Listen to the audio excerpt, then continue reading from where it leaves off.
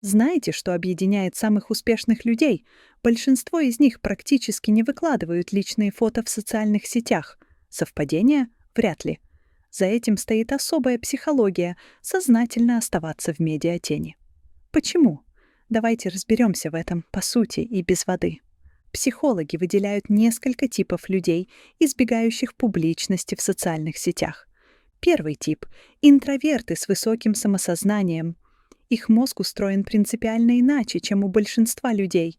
Они получают энергию не от внешнего признания, а от внутренней рефлексии.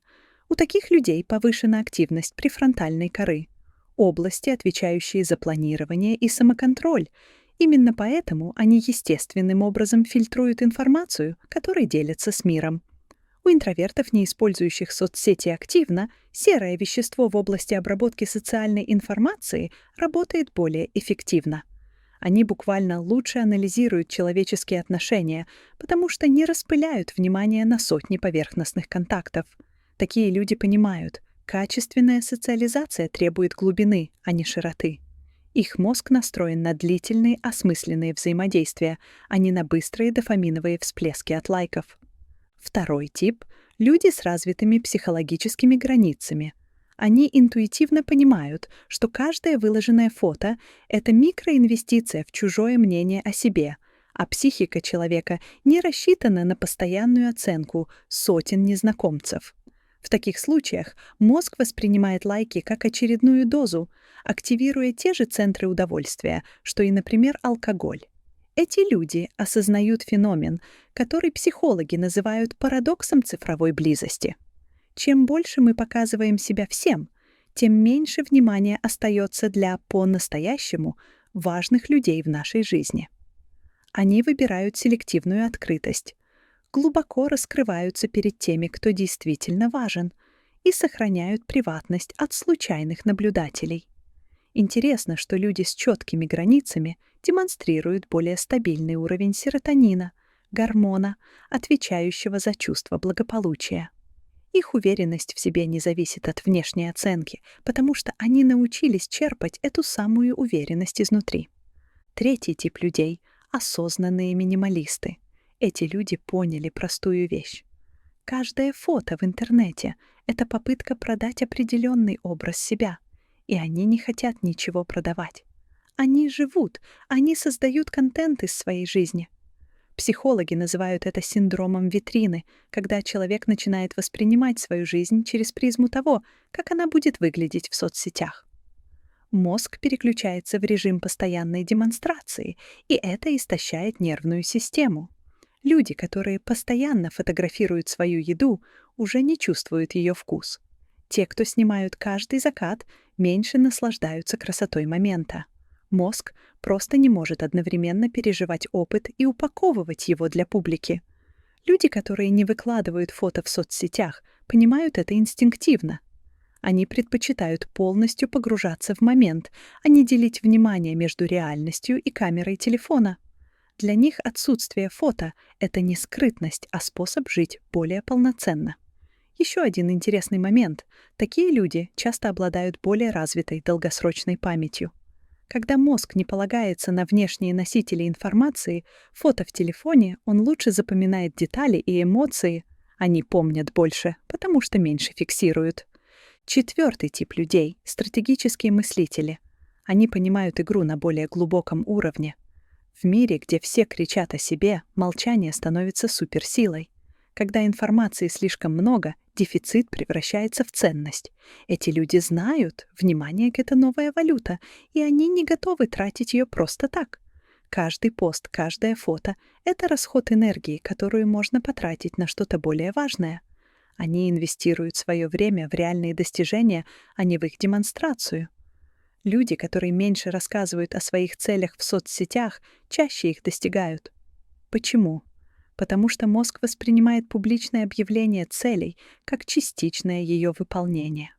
Получается, что человек уже получил порцию признания, и его мотивация снижается. Стратегические мыслители это чувствуют. Они работают в тишине и позволяют результатам говорить за себя. Для них соцсети — это инструмент наблюдения, а не демонстрации. Люди, которые редко постят свои фото, лучше читают эмоции других людей. Они тратят больше времени на изучение чужого поведения и меньше на создание собственного образа. Это дает им преимущество в реальном общении. Такие люди понимают одну важную вещь.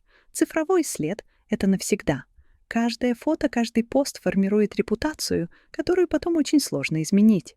Они предпочитают контролировать информацию о себе, а не отдавать этот контроль алгоритмам соцсетей.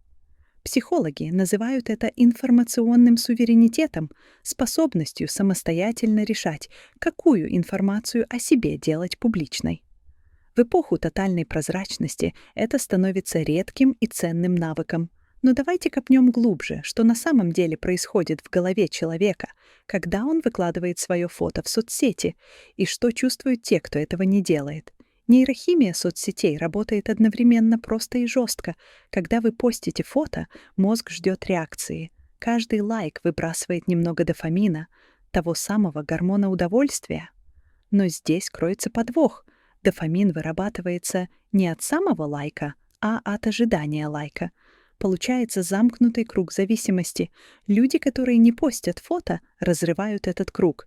Их мозг не привязан к внешней оценке. У таких людей более стабильный уровень серотонина, гормона счастья, который не зависит от внешних факторов. Психологи выяснили, что люди помнят комментарии к своим фото в среднем в 3 раза лучше, чем реальные разговоры за тот же период. Мозг начинает считать цифровое общение более важным, чем живое. Те, кто избегает постинга, сохраняют приоритеты на общение с реальными людьми. Люди без фото в соцсетях создают вокруг себя особую ауру загадочности. Почему психология человека устроена так, что неизвестное всегда кажется более интересным, чем известное? Когда о человеке мало информации, мозг других людей начинает дорисовывать недостающие детали, часто в лучшую сторону. Это работает даже в профессиональной сфере. Рекрутеры признаются, что кандидаты без активных соцсетей кажутся им более серьезными и сосредоточенными на работе. Их не отвлекает постоянная потребность делиться каждым моментом жизни. Вот что мало кто понимает. Постоянное сравнение себя с другими в соцсетях — это стресс для мозга, причем неестественный стресс.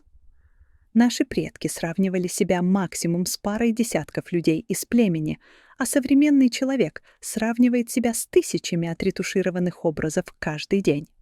Люди без фото в соцсетях избегают этой ловушки. Их самооценка формируется на основе реальных достижений и отношений, а не на основе количества лайков. Психологи фиксируют у них более низкий уровень тревожности и более высокий уровень удовлетворенности жизнью. Когда человек не выкладывает свои фото в соцсети, он автоматически становится наблюдателем, а не участником социального театра. Это дает огромное преимущество в понимании человеческой природы. Люди, которые мало постят, но много наблюдают, лучше предсказывают поведение других. Они видят закономерности, которые не замечают активные пользователи соцсетей, занятые созданием собственного контента. Такие люди часто становятся неформальными лидерами в реальной жизни. Они знают, кто есть кто на самом деле, а не только в интернете. Эта информация дает им власть и влияние в реальном мире. Создание контента для соцсетей — это работа.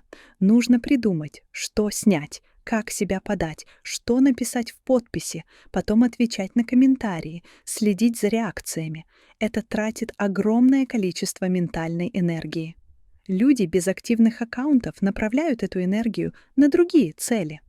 Например, они читают больше книг, занимаются спортом, развивают реальные навыки. Их мозг не распылен между реальностью и виртуальностью. Теперь поговорим о том, как отсутствие фото в соцсетях влияет на отношения с другими людьми и на жизнь в целом.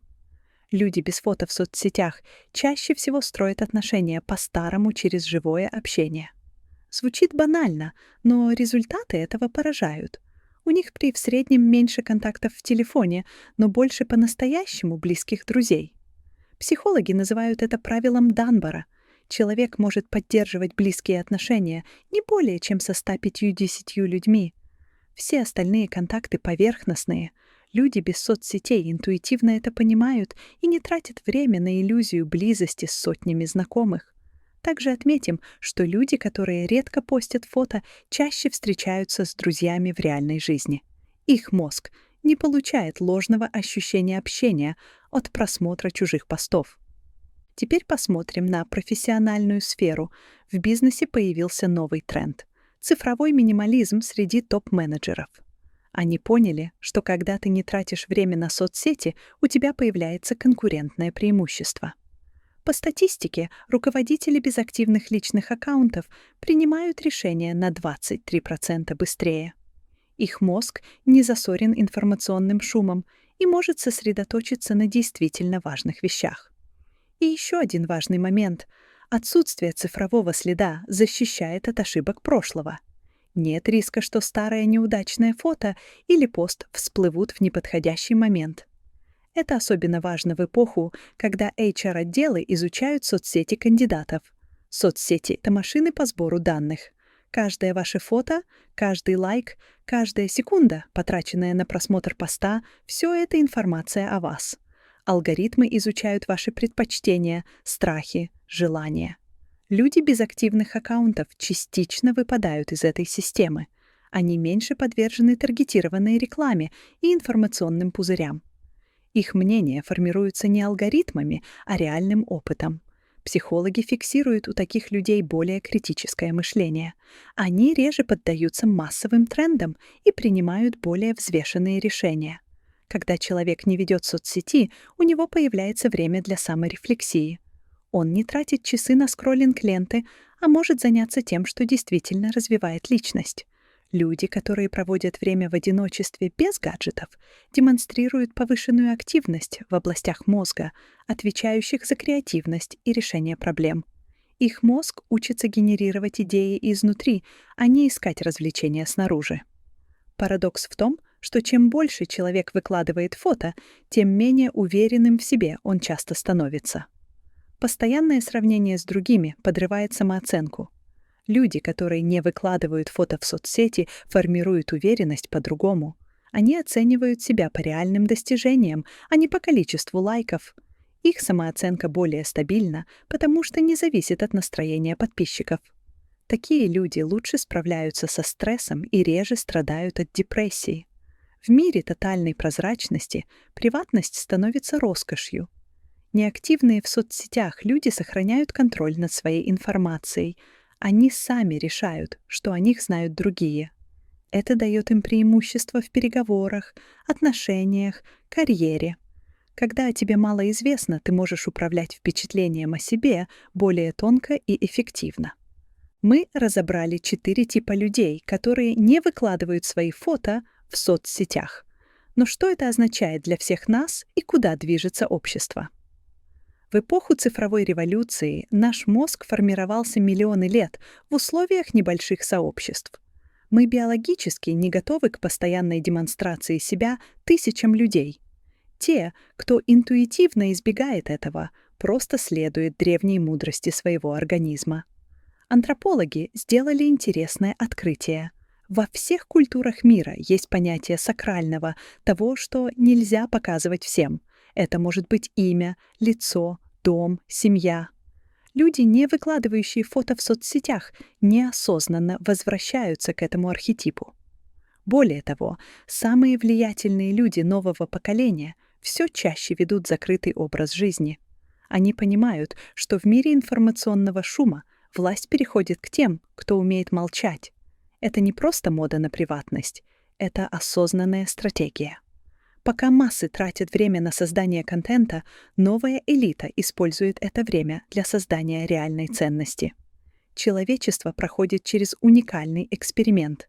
Впервые в истории у нас есть технологии, которые могут полностью изменить природу человеческого общения. И мы видим 2 пути развития. Первый путь — полная цифровизация личности. Люди превращаются в бренды, живут для контента, измеряют свою ценность лайками и просмотрами. Второй путь — сознательное сопротивление этому тренду. Люди выбирают глубину вместо широты, качество вместо количества, реальность вместо виртуальности. Психологи считают, что те, кто выбирает второй путь, формируют новый тип сознания. Они не отказываются от технологий, но используют их как инструмент. Они становятся их рабами. Люди без фото в соцсетях неосознанно участвуют в тихой революции. Они меняют представление о том, что значит быть успешным и счастливым. Вместо внешнего блеска они выбирают внутреннее содержание. Вместо мгновенного признания — долгосрочные результаты. Вместо широкой аудитории — глубокие отношения.